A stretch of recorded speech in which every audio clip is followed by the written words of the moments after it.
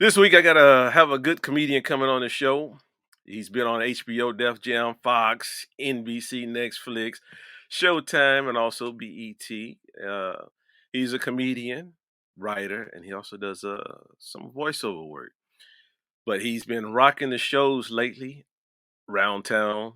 Wherever you at, you have to catch him. You have to catch him.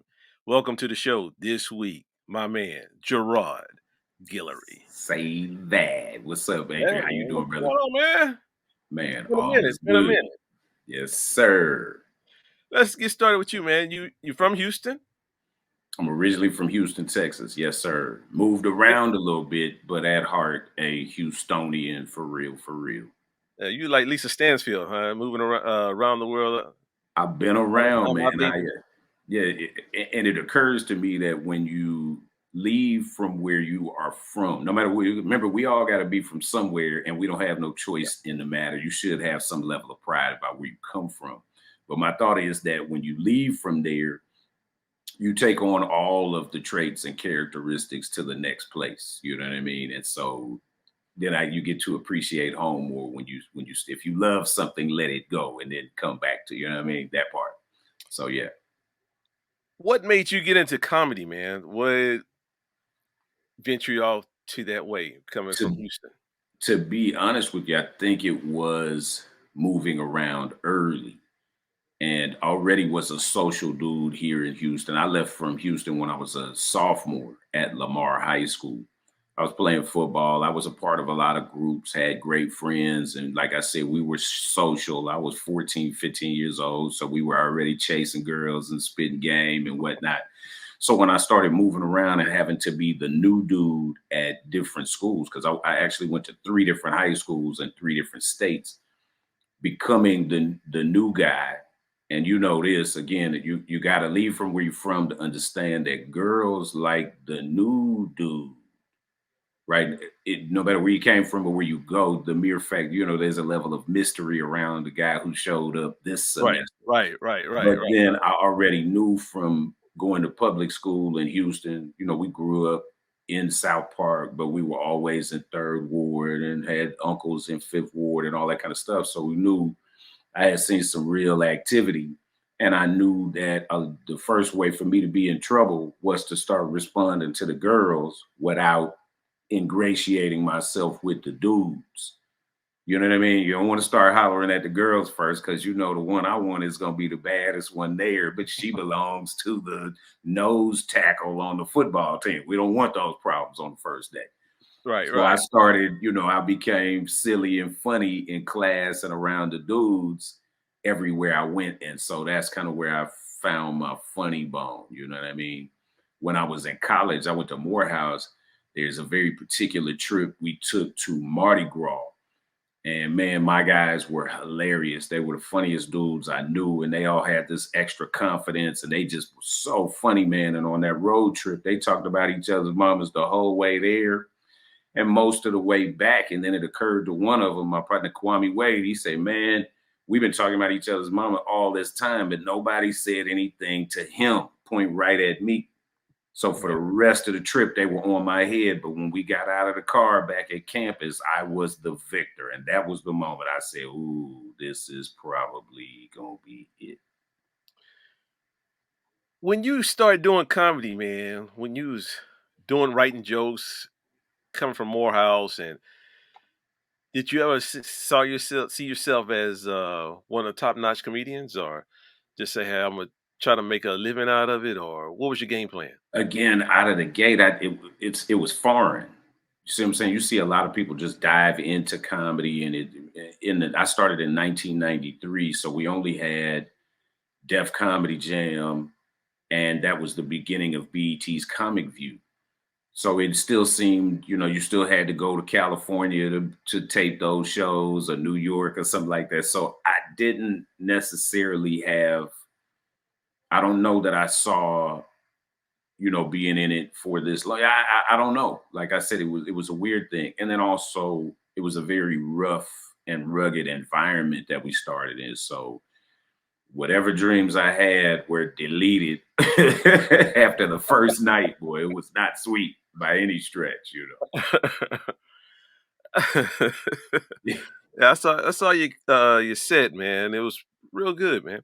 Real good. Yeah. Being a comedian, writer, being in that era, there's a lot of things you gotta do. You gotta jump on. I had Guy on. Guy was talking about when he first started, he was working behind the scenes on a TV show. Hmm. That motivated him to do other things Hmm. like Fat Tuesdays, which he has a documentary out. Absolutely. But you doing the same thing as well as writing.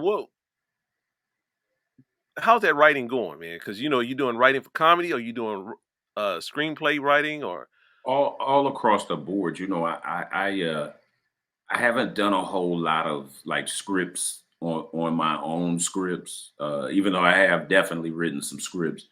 But I right now I punched up a film script that we just got back. They're looking at it at, I believe, at Miramax or something like that. I can't remember what the company is, but it's moving along.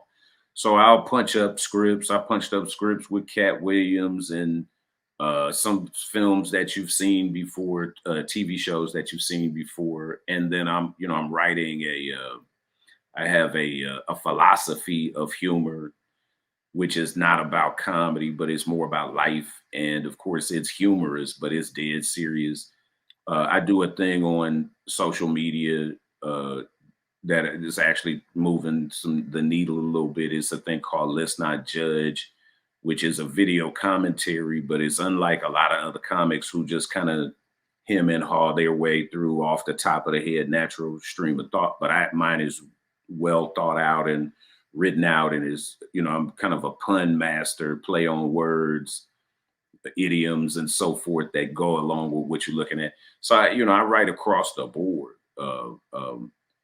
But again, and I have sat in the writer's room as well, like legitimately on some television shows and whatnot for Comedy Central. what's the Was the pressure like in those comedy rooms, man? What's the pressure? We need something now, or can we use this for tomorrow, or it's a again now thing? in a punch up capacity, the script is already written, and then you have a team of writers, mostly comics. Like I was telling you off camera, you think comedians are a part of everything, and everybody who's doing anything funny is comedians, but you have people who do very specific things. So Right.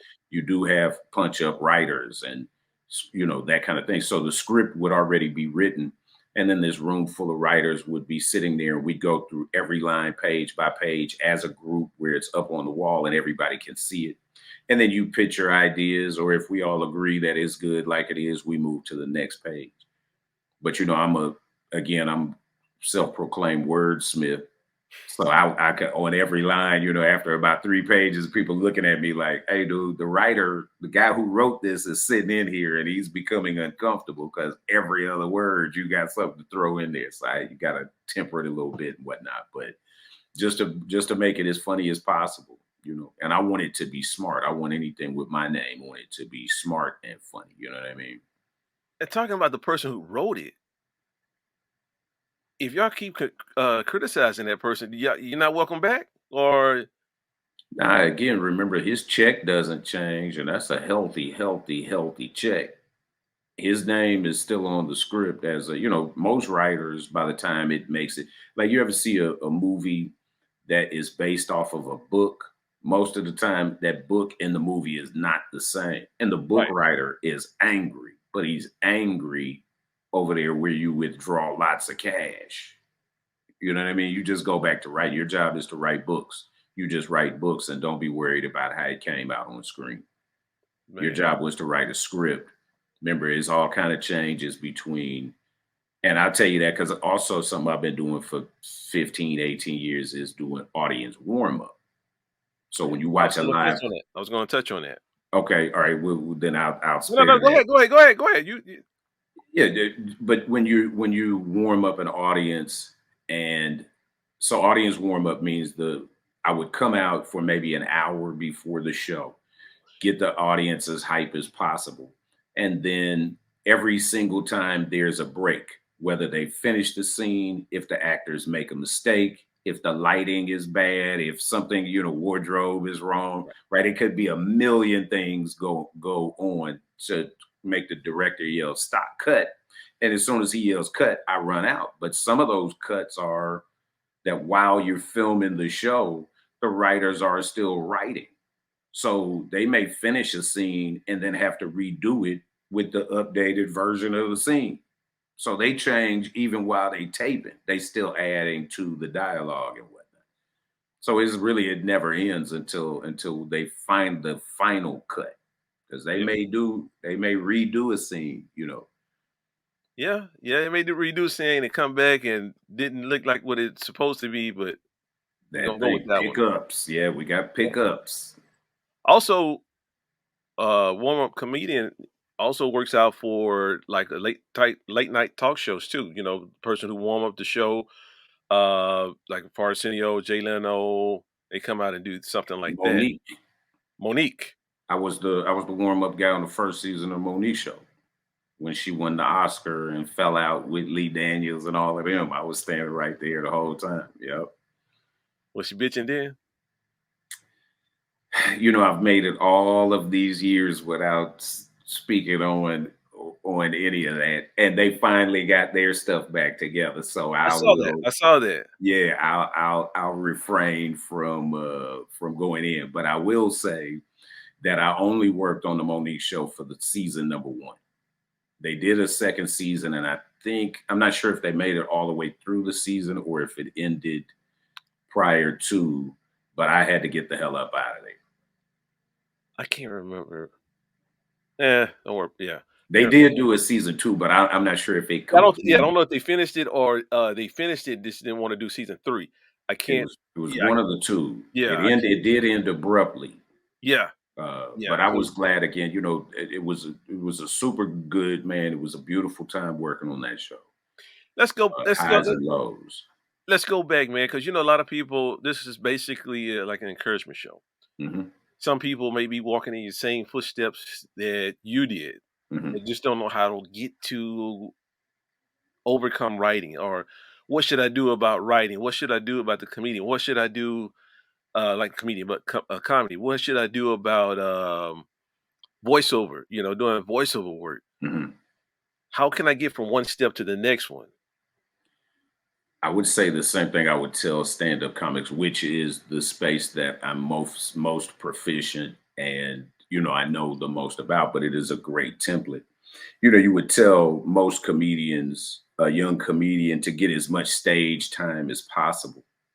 And so with every one of these other disciplines, if you want to be a writer, you got to be writing every single day. You have to participate in, you know, whatever the symposium, you know, wherever the writers are, that's where you need to be. If you want to do comedy, you know, asking comedians there is no easy thing to do to be a comedian, you know, and to be a great comedian, you know, even the greatest comedian, the only thing he's going to tell you is the only thing he or she will tell you is be on stage as much as possible because you have to it's like being a an airline pilot. To get your license you have to have so many miles in the air. You have to have so much time, so many hours of flying before they would allow you to advance. And that's the same thing with stand-up comedy.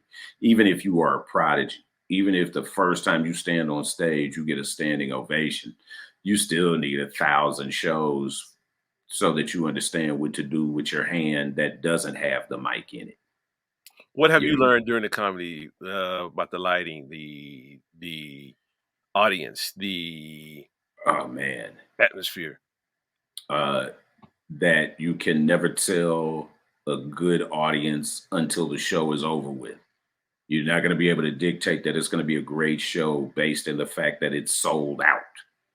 That you know, most comedians we are addicted to. We want everyone to laugh, but the odds are there's going to be somebody in the room who's not laughing, who doesn't get it, or who doesn't like you. And the funny thing is, we're normally drawn to that person.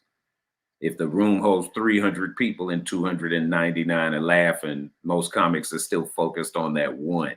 And that's fine. I understand that too. We want everybody laughing. But, you know, like Patrice O'Neill or Corey Holcomb or somebody like that, we understand really good comedy, true and good comedy should make somebody uncomfortable. Well, Somebody should be in discomfort. a few weeks ago, Chris Rock made some people uncomfortable. And I was uncomfortable with their discomfort. I- you know what? I looked at that joke, which was a joke to me, because if you really watched that movie, G.I. Jane, he you have to understand that movie to understand his joke. Mhm. And I think Will understood it and then looked over and said, "Okay, let me go slap him." And I thought that was kind of. And people are like, "Oh, they protecting this woman." You just have to understand. Most people who say that haven't seen the movie or understood the joke. Or had a man or needed to be protected from some real danger. Yeah, yeah. Remember, there's a response. Well, Mm. to that response though, Tiffany Haddish came out. She was dating Common, and I guess he didn't do what she wanted him to do. Uh, so Yeah, Common left. I saw that too, and I know that they had a breakup, and I saw that at some point after they broke up, it was a news story that she still wished him happy birthday. And who we know Common to be, I don't know that he didn't protect her. I was, again, I mentioned all of that on stage the other night. Uh, Black women in particular, I think you'd have to be a fool or a hater or a racist to not stand up and say with your mouth out loud that Black women need to be protected. And we could run down a list, like I said, Right. they died more than anyone else giving birth, right? And that's something that is clear. I mean, if nobody else is dying on the delivering table, why are Black women? Black women have more education than anybody else, per whatever in our society, but they don't earn like they do. They're constantly held back. We could go on and on like these like real statistics. And so when Black women are being harmed systematically, and then we talk about when a stand-up comedian says something, and again, I don't know, unless GI Jane had alopecia, there's a space where it was not necessarily connected. And Black men need to be protected, and we need to be protected from ourselves a great amount of time. What Will Smith did is very, very similar to what half of the dudes in the penitentiary did, and almost all of the dudes in the cemetery. You know what I mean? When we just run off and be so emotional that we got to slap somebody who said something, an eye for an eye. It's comedy. You don't like what I said, we can yell out from the back of the crowd and let's see who wins that. Let me ask you this here, Gerald, since you brought Mhm. that one up. Mm. Have comedians, I know two, I'm not gonna mention their name, but two comedians with your brothers, you kinda know they go at it. They go at it. Mhm. Has any comedians behind the stage went after it before, but behind some jokes? Comedians fight all the time. The funny thing is, the funniest thing about this is I always like to call stand-up comedy a global unisexual fraternity. You know what I mean? Like I could get off the plane almost anywhere on the planet and go to where the comedians are, and it'd be like a real fraternity. Like, we'd slap hands, we have a grip, and we have all of these things in common. And you have never seen camaraderie Right. like you see at a live stand-up comedy television taping. When you got 200 comics from all over the country, you got people coming in from Guam and Europe, and and we're all on one accord. You've never seen camaraderie and unity like that. Now, the second everybody gets back on the plane, myself included, there's always a disclaimer.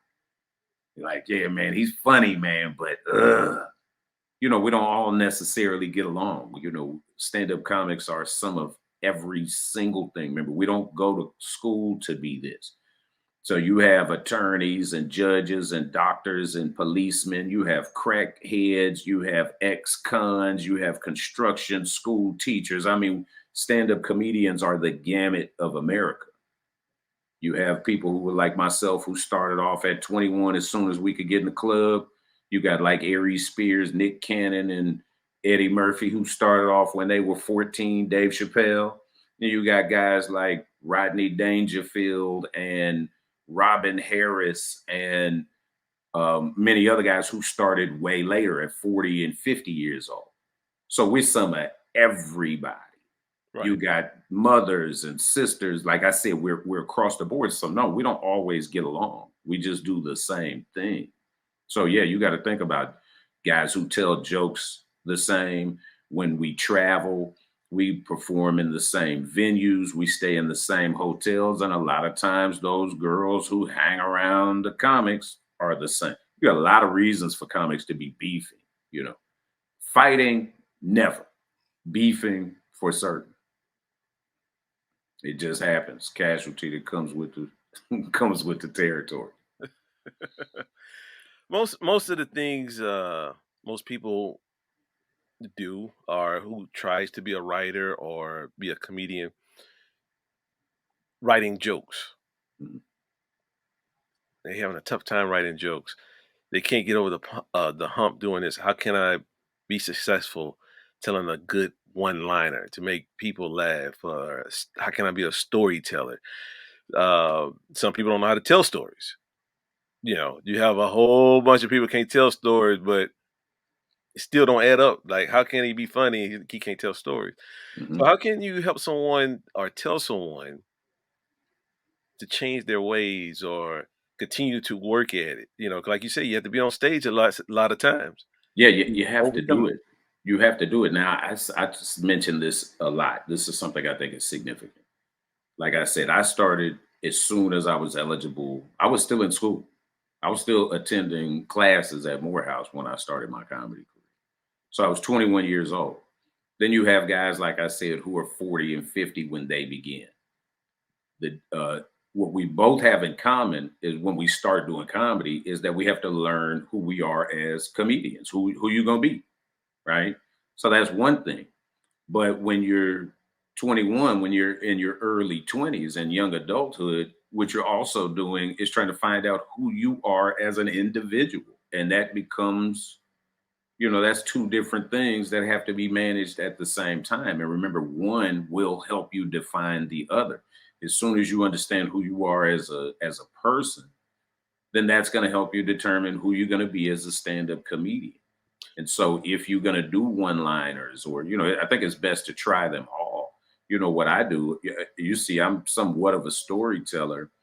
Uh, and I don't want to go all the way through the punchline, but you remember the bit that I did where I got down on one knee and I was in the huddle Right, calling a right, right. play in the huddle. Hmm. Okay, now that joke, I'm super proud to say, is somewhere when I do that joke in its entirety is somewhere between 8 and 9.5 minutes. But that joke began as a one line. So it's like with anybody telling any story, it's about details. The details matter. As a stand-up comedian, with the concept of stand-up comedy is that an audience member is actually laughing at themselves through the comedian, We all which have is mentors, man. Not to cut you. I'm sorry. Not to cut you no, off. go right ahead. We all have mentors, man. Mhm. And you bringing up something like um, telling stories. You know, some of these people gets on stage don't know all that detail. Who was the person you looked up to as your mentor to guide you through those steps? I have many. Again, I started out while I was in Atlanta at Morehouse. So the very first person that ever put me on stage was Bruce Bruce. So Bruce nice you had to say it Bruce, twice. come on, man. Bruce Bruce, again, closer to one-liners, but also has stories, you know. And but Bruce is so affable. Bruce is so likable, right? Again, and he understands that. Now, again, that audience was gangster. And Bruce is of those people. He's from those people. but he has a light.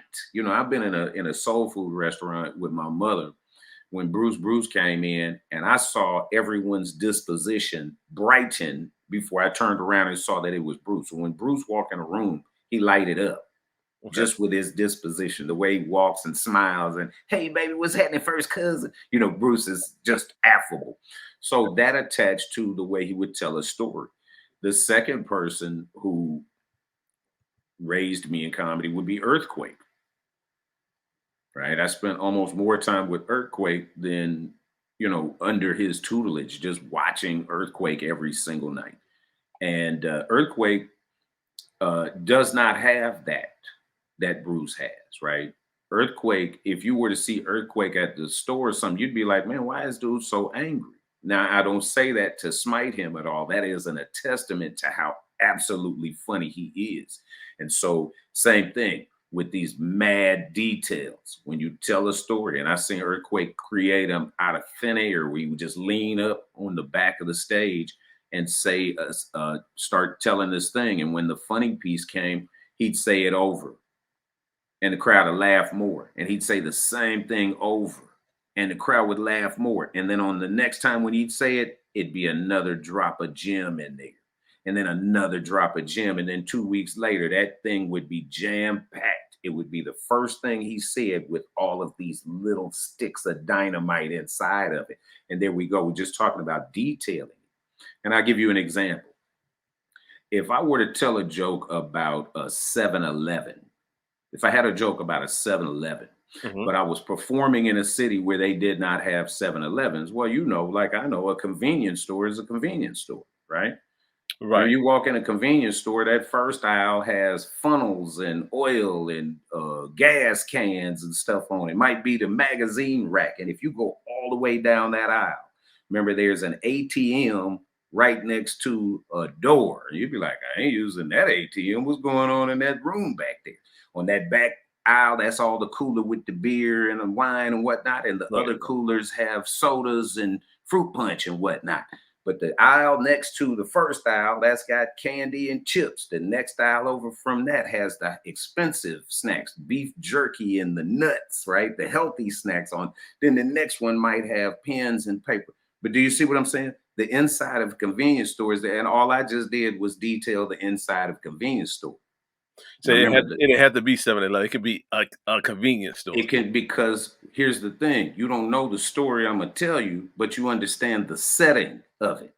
And familiarity is where, see, the lowest common denominator of humor is being familiar. Being familiar Is with it. identification. You Right. identify with it, which is why when a comic tell a good joke, people laugh, and To be you sit familiar next with, to the yeah. person you sit next to say, "Man, you did that in the car on the way here.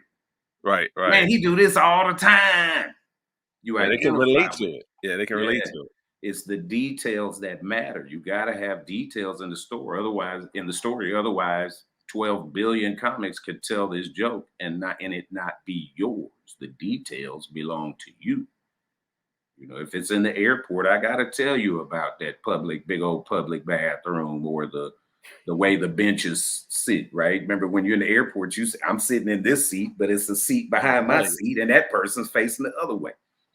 You know what I mean? Like, we just detail it. That's what the people know. You want to place them there. They don't know what the punchline of the story is, but I'm not telling the joke about being on Mars. How My long did story it take comes from where you been. how long did it take you to get comfortable on stage, man? How many takes? How many takes did it take you to get real comfortable? Just say, 5 years. really? Yeah, it occurred to me that my humble beginnings in comedy was not about me not being funny. It was about the psychology of standing on the stage. People, or you could have an audience member, an entire audience who never been to a comedy show before, but they will smell fear on you. They can smell the fear. They've never been here before, but they know a scared performer when they see him. You know, there's something about that walk. When you're being introduced, that's why I try to capture that as much as possible. You know, when I'm on my way to the stage, I have my phone in my hand. I've just started doing that in this environment. because that's the piece. That's the thing that separates the funny people from the comedians, is being able to take that walk up to the stage and turn and face that spotlight and see the people waiting to be entertained. That's the difference between a world filled with funny people versus the professional funny people, is to master that walk. Now, I'm not calling the people in the audience dogs, but it's similarity to dogs. No, no, no. The similarities to a dog, man, Yeah, because a dog can sense your fear, absolutely. and when they sense your fear, they'll attack you Absolutely. or bark at you as long as they want to. Absolutely. And so the audience is similar to a dog. Absolutely. And you know what you asked me about mentors, again, this is a space where Don Curry, Don DC Curry, On Uncle DC. Elroy, he put me onto a lot of game, which I'll spare you guys at this moment. But yeah, it was is this master class in how to stand on stage. And I'll give you this: you see a lot of professional comedians, put their elbow on the mic stand or to hold the mic stand while you're performing, and it gives off this allure of professionalism, like you know what you're doing. But that's really a crutch as well, and we all are capable of doing that. Again, you have to master what it is do you do. What do you do with the? You ever see Talladega Nights? Yeah. Remember Yeah. Ricky Bobby, and he get ready to talk. He's giving his interview on Yes. ESPN. His hands keep coming up. You Yeah. got to know what to do with your hands, man. Same like an actor. That's what they saying about when you go to acting class. When you watch a guy who landed a part in a movie, but he's not a real actor. What's he doing with the hand he's not talking with? Is it in his pocket? Is it on his hip? Is he scratching his neck? You have to know those things, and those are the things that are telltales to an audience. He's scared, man. He don't know what to do, and you could tell the difference. And again, not to smite any of the comics who were on the show with me the other night, but I know for a fact before I open my mouth that people already understand the difference by the way that I take the stage. And remember, I don't do a bunch of rock star stuff. Remember, I said y'all make some more noise. Right. Remember, I was Right. I Right. was 5 feet away from the microphone before I started making gestures. There's a taking of the stage, and you got to learn how to do it. It's not and you got people who are proficient in that. But remember, do you have something to talk about? So to be able to manage all of that, to put a strong enough set together to follow yourself, you're not afraid to walk up there and look like you own the place. Well, then the material has to match. Well, here's the thing, though. You said not afraid. Some people in this world or how we live in, we are afraid to take that step. We afraid to, no matter what we're doing, no matter what the outcome is, no matter if it's comedy, no matter if it's writing, no matter if it's, being a scientist, a doctor, we are afraid to take that step. Hmm. And if we can overcome that step, Hmm. I think we can do anything we say we can do. We can not be afraid of doing anything. But I think Absolutely. one of the steps of also learning to do that, I think they should make a law of this. It help us as being a leader. It help us as being communicate better. Is being a restaurant waitress. Mm. You said being a Being, waitress at a being, being a restaurant. waiter, being a waiter at a restaurant. I Hmm. think that it helps you build more communication. It helps you build leadership. Help you not to be afraid. Not helps you to do multiple things, Hmm. and it makes you make um critical decisions at that particular point in time. Right. You got to react and think on your feet and so forth. Yeah, Absolutely. I think that should be that should be a law that everybody have to do, man, because it helps you. No matter if you use it or not, it helps you. Yeah. Those I skills mean, help in same life. thing. It's like most people who work with people.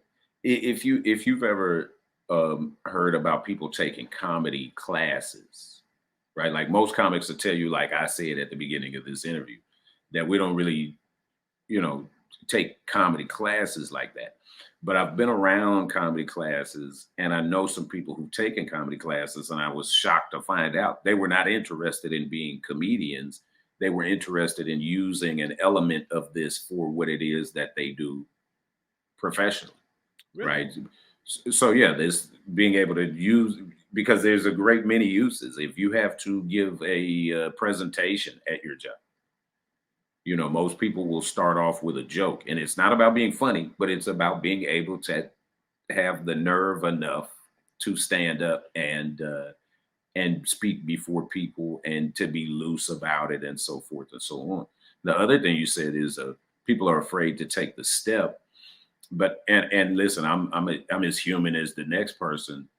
And I also think about language, but I think if we clarify about taking, if we could interchange the word taking the step with failure, people are afraid to fail.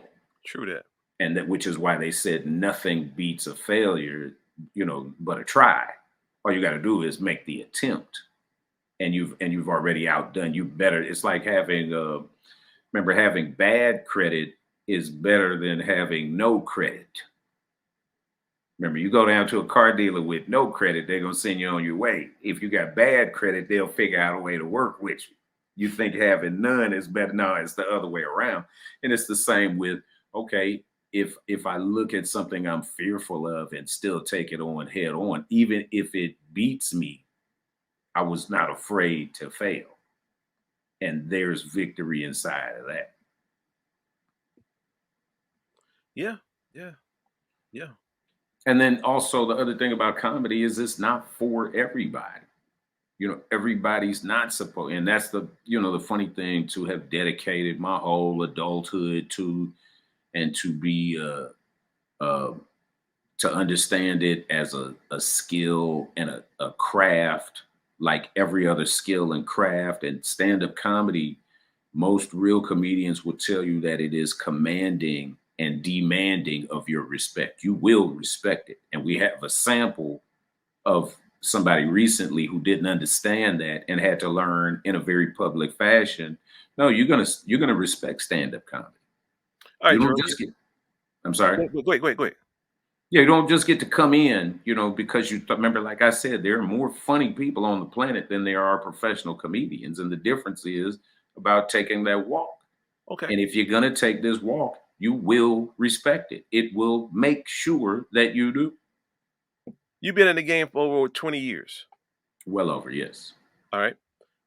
Have you seen anyone took the stage, didn't do well, and still in the game? Myself. Absolutely. Yeah, like I said, this is not a thing that you necessarily start. There's nobody who signed the list at an open mic at a comedy club who wasn't funny. You know what I mean? Before they got there. The people who you see bombing at comedy clubs, they're really funny. Those are funny people. That's why they chose to get up there. You know what I mean? But again, being funny on the back of the school bus, or in the back of the classroom, or in the locker room, or at the job, or in the living room with your family is 100 degrees different than being funny for people who you do not know and who do not know you. And so you have to learn how to do that. Explain that again, because people always say, "Oh, you funny, you need to do this," even though they're in school, or and they're like, "Man, I can't do that." It's totally different. Explain the difference between being funny on the school bus and being funny on the stage. I'm going to tell you, I think that without any disrespect to any other discipline, I think stand up comedy is different than most other performing and visual arts, because with most other performing and visual arts, you can get very good at home. If every summer you stayed with your grandmother and she left you in a room with a piano, 10 summers, you can teach yourself how to play the hardest instrument arguably there is. Right now, you might not know how to read music. You might still need to go to music class, but when you walked into music class, you'd already have knowledge of how to play the music. If you dance, you can dance at home. They leave you at home with some Alvin Ailey tapes. You can figure that out if you have the skill set to do so. But when you're funny, You have to leave everything that you know. You got to go to the comedy club. A room full of your relatives laughing at you talking about your grandmama and them is not going to fly at the comedy club. You have to be able to entertain people you do not know. And most importantly, who don't know you. And that's why you that walk to the stage is different. It's not the same. Remember on the back of the school bus, those are kids you go to school with. They know you. Your references are from the schoolhouse. Your references are from the job. You talking about Mr. Mason over there at Human Resources, and the people who go see Mr. Mason twice a year are laughing because you have a perfect impression of him. But you can't tell us about Mr. Mason at inside the comedy club unless you know how to rope us in with that. You have to set all of that up. And those are the things that don't have to happen on the back of the school bus. Like I said, the lowest common denominator of humor is identification. So if you're already sitting where you identify, that's very, very easy. Hmm. It's like when comics ask the crowd, how many of y'all got kids? What he's trying to do is hustle to get to the place where y'all identify. Remember, all the parents like, yeah, I got kids. So you're already admitting, I'm already into what you're going to say. And that's why comics ask those kinds of questions, because they're grouping you into a space of identification. You don't pick any of that up being funny on the back of the bus. You're already sitting where you identify. You're not on the back of the bus making everybody laugh about some other thing. We talking about what we talk about in the back of the bus. And I'm with people who are also on the back of we all in the same space. But 20 years, man, you said you was a failure. No, man, No, no, no, no. you put some things together, man. Oh yeah, no, no. I didn't say I was a failure. I was talking about No, no, no. facing failure. Yeah, Facing failure. that That's what being afraid I, to fail. Yeah, I that's worded it. I worded that wrong, but yeah, failure to damn right you did. yeah, yeah. Because I didn't mean it that way. I mean that you came along for 20 years, man. You done tremendous things, writing, voiceovers, and being a warm up person for warm up the crowd, man. Oh That's man. you know how many people look to do warm ups? Oh man. I mean, I And some of the shows, if I tell you about just some of the, even just with warm up, yeah, the first warm up gig I had was I had never even seen it be done before. I was the warm up guy at Mad TV, and I actually did 49 sketches on Mad TV. I'm Will Smith on Mad TV on Fox. Uh, uh, the I was on LeBron James did The Wall. I was with Monique while she was winning her Oscar. I did The Four with Puffy and DJ Khaled and Fergie. I did Rhythm and Flow with Cardi B and T.I. and Chance the Rapper. You know what I mean? And I could go on sitcoms and those kinds of things. You know, other kind of music based shows and whatnot. Fame. I was Arsenio Hall's understudy at Star Search. I'm the voiceover guy for Richard Pryor's last living special called I Ain't Dead Yet, Mother. I could go on and on and on, man. You know, yeah, like I said, yeah. I have a pretty healthy resume, man. And uh, I don't know. Again, I was in Hollywood for 20 years, and you know, I got to see some things that I knew I didn't want to do. You know what I mean? And so that cost me, but it also, like I said, you have to make some real choices. It's very, very true in entertainment, but my thought is it's true across the board. You know, you have to determine exactly what it is that you want. And in order to find that out, you got to get close to some things that you don't want. So, relatively speaking, you know, I'm pretty pleased with, you know, my career path and so forth. And I would encourage anybody, like I said, whatever it is that you're going to do, you got to determine and draw the parameters. You know, I'm tired of hearing about young ladies who I read a story yesterday. You know, I thought I had to do it. No, you ain't got to do that. You ain't got to do that. You ain't got to do nothing. You know what I mean? You ain't got to do it. I think it's things like that is like playing dominoes. You ain't gotta take that 10. You don't have if you ain't gotta take them. All money is not good money. I was about to say we have language that let it be known, man. All money is not good money. Are you All kidding money me? not good money when you play dominoes, man. Forget that 10. I don't need it. Yeah, no. No, we trying If I to take that domino. 10, I'm open. Yeah, I mean, dominoes is almost similar to life. Oh, many, many life lessons. Many life lessons, man. Yes. I mean, you take that 10. I'm not open up this 10 count to get 25, and I have to knock and you. No, no. I'm gonna take this advantage and try to overcome this. Yeah. Trying to stay out that boneyard. Exactly. Yeah. Exactly. Yeah. Absolutely. Man, it's a pleasure to have you on, man. I got one more question though before we Yes, go sir. though. It's the time that I call it that's that bullshit, man. It's the reason why I call it that's that bullshit, man. Because you always have somebody come up to you, talk to you, and then when they walk away, you be like, man, that motherfucker on that bullshit. That's that He on bullshit that right there. bullshit. Yeah. Yeah. What's that bullshit that comes to you and sits with you and you be like, that's that bullshit. Give it to me, man. There's a lot of it. There's a lot of it. Like I said on stage, it's something very near and dear to me. Again, is the advancement of Black people. You know what I mean? And so I have an issue with. We have a lot of Black people who sit in spaces who don't check for Black people. So the old, we're gonna sing Negro spirituals and hope we get over, while they making sure that everybody else is tangibly okay. I have a problem. I have a huge problem with that. I have a problem with people dancing and celebrating in the streets next to voting polls and all of that. I don't like to see people celebrating just because somebody got in office, instead of waiting until you get your own personal victory out of it.